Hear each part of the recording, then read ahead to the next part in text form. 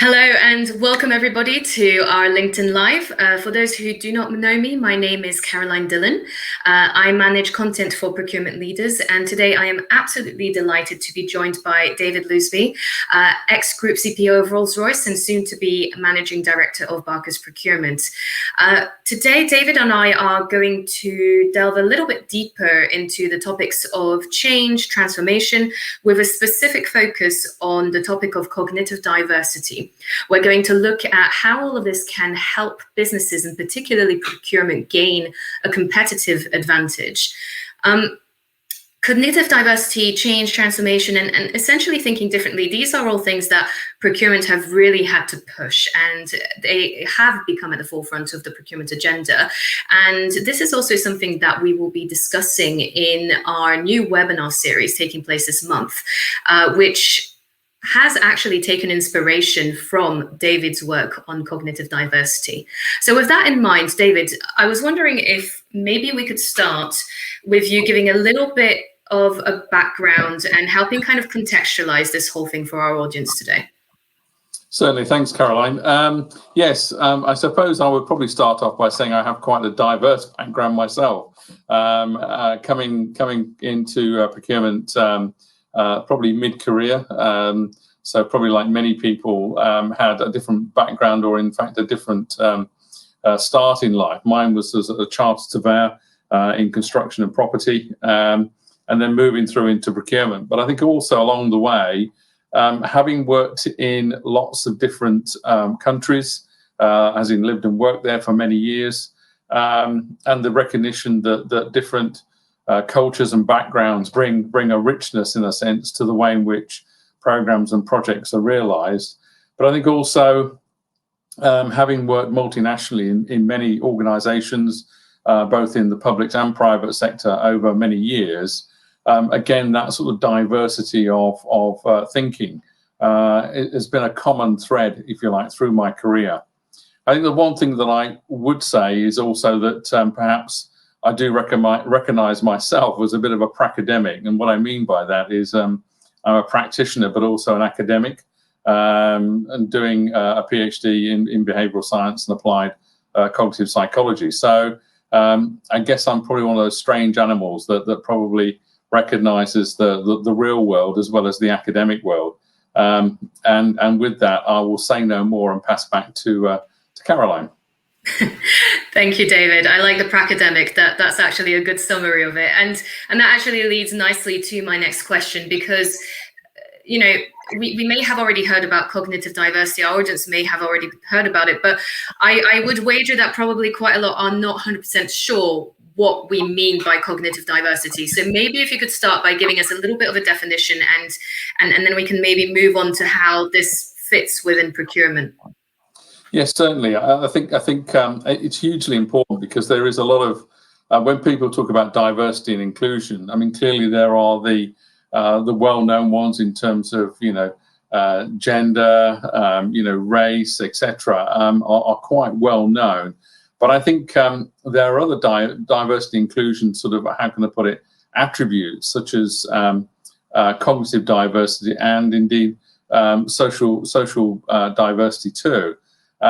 So looking at cognitive diversity, what I would say is that ostensibly it's a bit like saying, I'll make it very simple and say it's just about the different thinking styles of people that come into a program or into a project team or cross-functional team, a business, whatever it happens to be. And in fact, as you know, I've done quite a bit of research on cognitive diversity, and it's interesting, when I started the research, I thought, oh, there must be a common definition.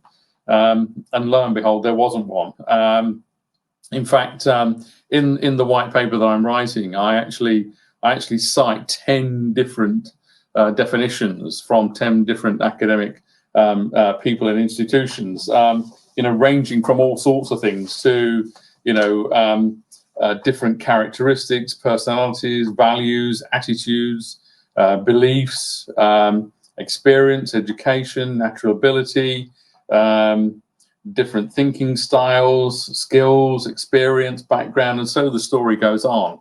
And so in the end, I thought, well, maybe I should think about, writing my own more comprehensive definition just to add an 11th to the list. So I did that, and I referenced it as being the ability to clearly and distinctly differentiate and conceptualize the context, the situation, the people, and the circumstances to effectively reframe and accommodate the wide range of thinking styles that recognize the knowledge, the skills, the expertise, the values, and the beliefs to fully exploit the full potential of the breadth and depth of problem solving and value creation that we can bring in procurement.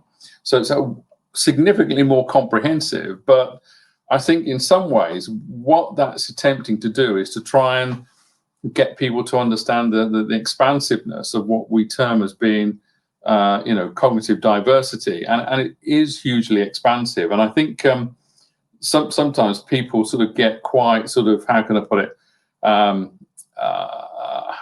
it, worried about utilizing the term cognitive diversity, but at its simplest, if you recognize that different people who come from different, I'll call it either professional, functional, or other backgrounds, will inherently have had different training, will have worked on different kinds of projects, will have worked in with different types of systems or whatever it happens to be, and therefore bringing that richness into the team and allowing those skills and those people, in a sense, to interact in a controlled and, I'll call it, moderated way, is more likely to bring about that richness of thinking and the different dimensions and opportunities that we can then harness, particularly as we look at sort of commercial solutions. And I'll talk about that more later. But I think, if you think about, in procurement, we often have to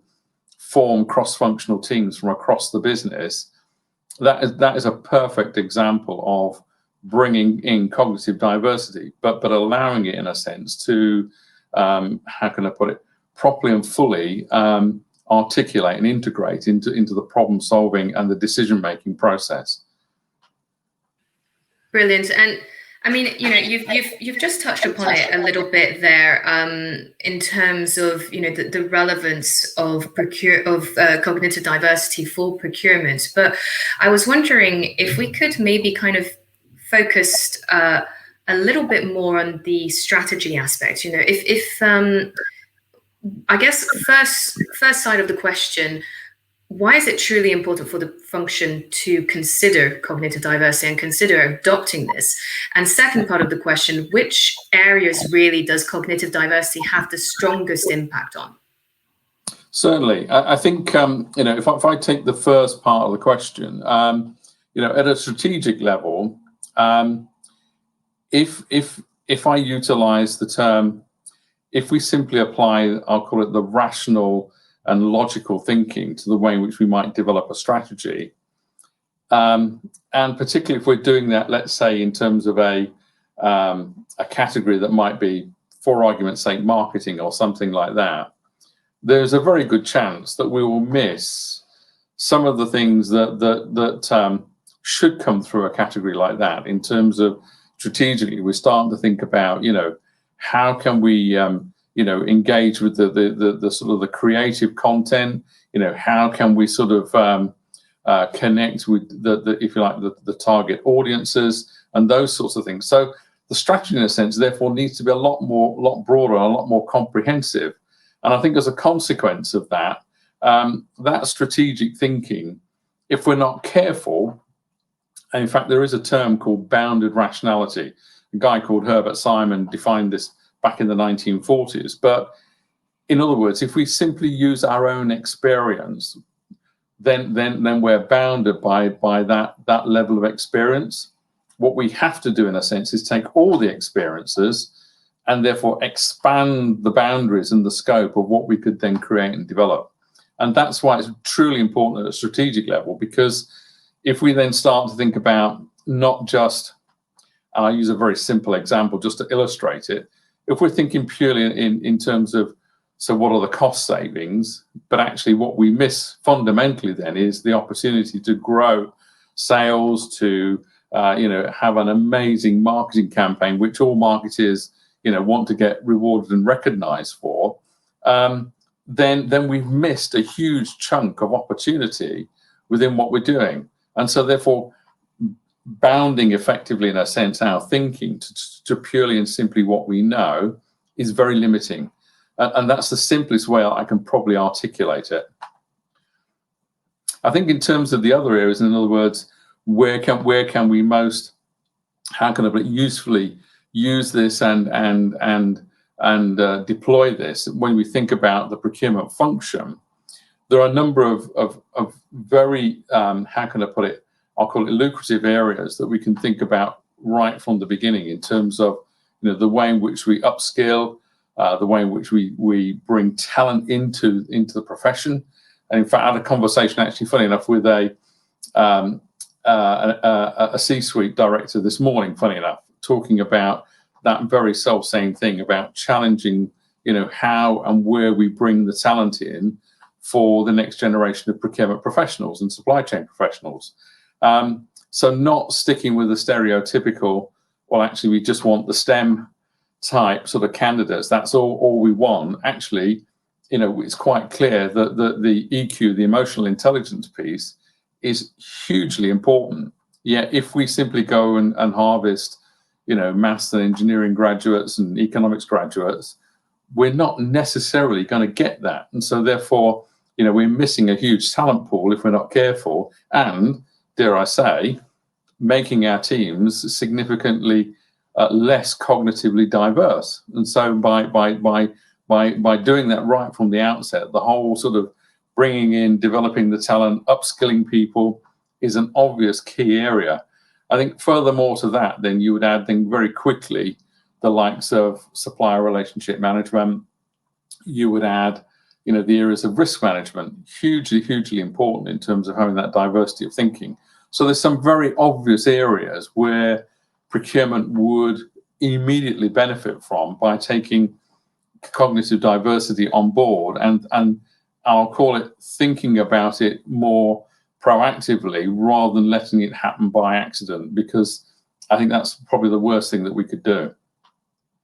Yeah, definitely. And this is something that, funnily enough, I was actually on one of our member interactive member webinars earlier with Royce, and they were saying exactly that it's all great to talk about it, but we need to actually do it and be proactive about these kind of things. And thank you for highlighting those three areas. And I'm glad that you actually mentioned that, because as I said in my intro, David's work on cognitive diversity has been one of the main sources of inspiration for our latest series that will be looking at this idea of change and thinking differently, and what can procurement do differently. And this will be starting on Thursday this week. So in this series, our partners, Integrity Next, Tealbook, Cooper, Scan Market, they will be delving a little bit deeper into this and offering practical insights on topics such as upskilling and SRM, risk management, but also sustainability and diversity. So kind of looking back, David, at the three areas that we've mentioned, upskilling, SRM, risk management, I was wondering if maybe you could have a look at these three areas and offer our audience a little bit of advice in terms of actually implementing cognitive diversity, and how can this truly be leveraged in these areas? I think if we break that down into some segments and think about, talent, as being sort of I'll call it the natural feed, if you like, into the procurement profession. And again, I go back to my earlier conversation, which is if we said we're less concerned about the rational, logical skills, and yes, we do need some of those, but not for everything that we do. And so if you think about, how would we best get somebody who is a more effective communicator, an effective listener, somebody who builds relationships well, somebody who thinks about sort of the, I'll call it maybe even the aesthetics or the creative aspects or elements of what we do, then you wouldn't necessarily go and reach for a maths graduate as the first port of call. Let's call it out. So therefore, we should be thinking, how can I put it, much wider in terms of our talent pool. And I remember only probably 2-3 years ago was the first time I met a guy who said, "Oh, I've got a degree in psychology." And I went, "Wow, which company did you come from?" And literally since then, I have not heard of any other person with a psychology degree entering the procurement profession. And you just have to ask yourself, why? Why on earth are we doing this to ourselves? And it's a bit like that. There's a thing called in behavioral science called affinity bias, which is we want to hire people in our own image. In other words, somebody that has the same interests, has the same perspectives, might even have gone to the same sort of university, studied the same subjects, and so therefore that's all very comfortable and makes it very easy to integrate that person for the first 6 or 9 months. And then you suddenly go, well, where are all the new ideas coming from? We haven't got any new ideas. Well, big surprise, because we haven't actually introduced somebody with some different thinking. Now, that's not to say that that's not going to come with it without its challenges. Of course it is, and I'll address that in the white paper too. But I believe that's an obvious area where we would start to think about, hang on a minute, I've got a department whereby I've got, category managers, I've got analysts, I've got supplier relationship managers, et cetera, et cetera. So the pool, in a sense, the gene pool, in a sense, that we need of talent is quite wide. And therefore, we should recognize that in the way in which we then go about bringing our talent in. Secondly, I think then in terms of the whole upskilling, and again, another great example was that, I inherited a team, as you do, and there's one lady who was absolutely brilliant with, all the databases and everything else like that. But in terms of dealing with the stakeholders in her category, I got complaint after complaint after complaint. And I thought, wow, I've got to do something. This can't carry on. And so what I suddenly realized was that this lady had a master's in computer science, data was her big thing.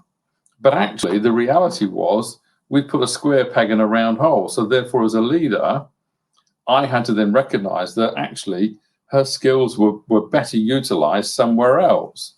Whereas I got somebody else who wasn't particularly data rational, but what it meant was that this, again, another lady was hugely, how can I put it, articulate in the way in which she could communicate, engage with audiences, connect with people, hugely, powerful at relationship building.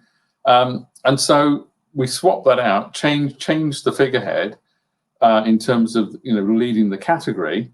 And then suddenly everything just went whoosh. And we had more opportunities than we knew what to do with. But that was, again, about just changing the dynamics, recognizing that we had to change the dynamics. We supported her with a great analyst, and everything was fine. And again, this is what we should be doing with our teams as well, recognizing where they are.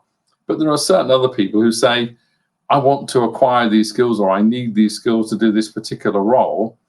And that might be about sort of something as simple as communication skills, or, effective listening skills, or, developing some other attribute in terms of data skills. Whatever it happens to be, we should be identifying where those gaps are and making sure then that we set about a program, a proactive program that develops them. And that might come through lots of different ways in terms of self-directed learning, buddying them up with somebody who's really good at that.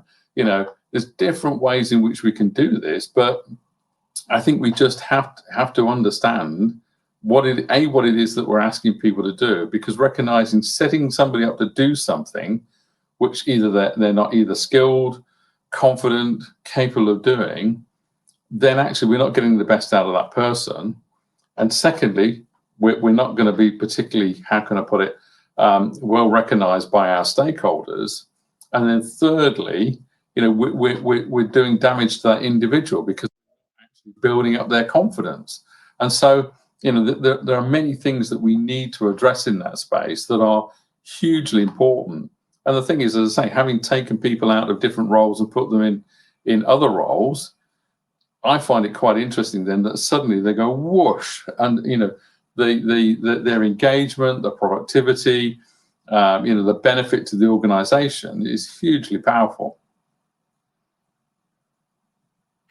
I couldn't agree more, definitely. And I was wondering, in terms of the other two, because what you've been saying about, thinking differently, and as you're saying, not specifically looking to the obvious answer and trying to rethink how the teams are distributed. I mean, this works in terms of internally, but surely this also kind of like applies to the external aspect of the business. And by that, I'm thinking, for instance, the supply chain. I mean, there must be ways of kind of rethinking that in order to make it, more diverse, and using all of these techniques in order to create a better relationship with the suppliers and manage them in a more efficient way.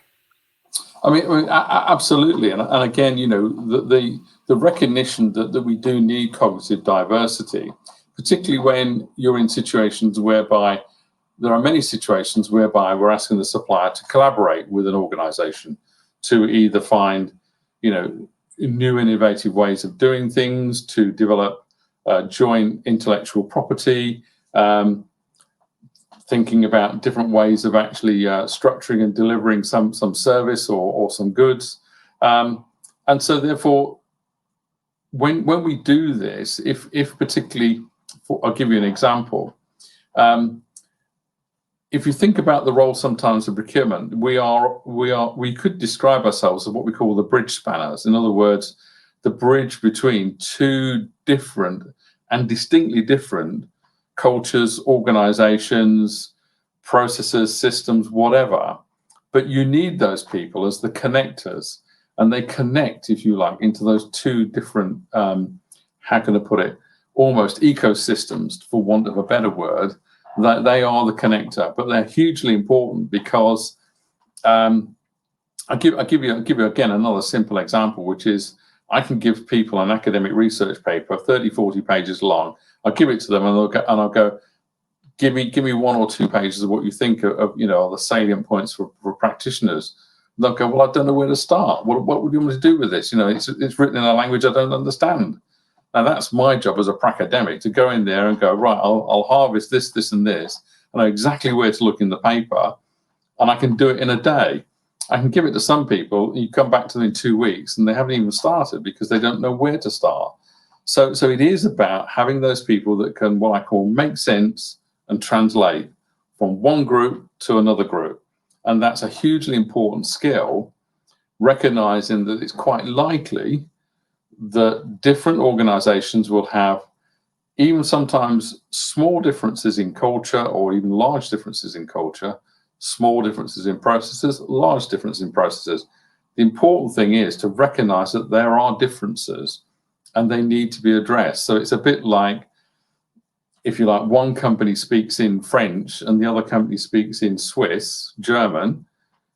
They are two different languages. It says that therefore you need somebody that can work in both those languages and make sure that there's no mistranslations, miscommunications, misdirections, the classic sort of, clumsy statements that are going to offend in some cases, but actually would be received particularly well by another group of people. So that bridge spanning role is hugely important, but that takes a very cognitively diverse person that can assimilate the different thinking styles and approaches of one organization to another.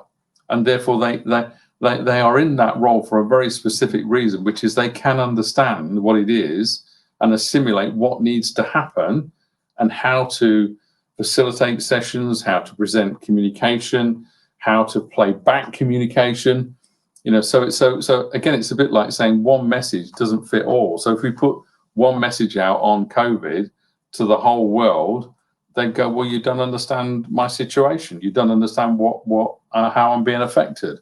You've got people in Australia who are walking around in Sydney and Melbourne with no masks on, and you've got on the other end of the spectrum India with, horrific sort of, case numbers and death numbers. So, the context just doesn't land properly, and so therefore you have to have somebody that understands that and can actually almost interpret, translate.